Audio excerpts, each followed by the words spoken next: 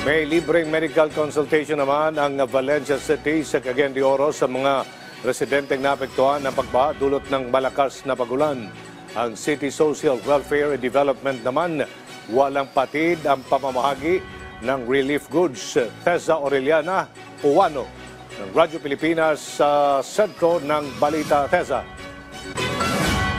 Bilang pagtugon sa pangangailangan ng mga residente na naapektuhan ng baha sa poblasyon ng Valencia City, nagsagawa ng serbisyong pangkalusugan ng City Health Office. Sa pamamagitan ng Health Emergency Management Staff, nagbigay ng libreng medical consultations sa apektadong residente ng LGU. Agading nilapatan ng gamot ang sugat ang mga binahang residente. Bukod dito, nagbigay rin ang Valencia City LGU ng libreng gamot para maiwasan ang pagtaas ng kaso ng leptospirosis. Ang City Social Welfare and Development naman patuloy ang pamamahagi ng relief goods lalo na sa mga lumikas na mga residente. Sa ngayon, nagsagawa ng Rapid Damage and Needs Assessment ang LGU para matukoy ang lawak ng pinsala at mga karagdagang pangangailangan ng mga residente. Samantala, patuloy ang isinagawang retrieval operation sa City Disaster Risk Reduction and Management Office sa 8 naiulat na nawala kung saan batay sa inisyal na impormasyon, kaninang umaga ay 4 sa kanila ang natagpuang wala ng buhay.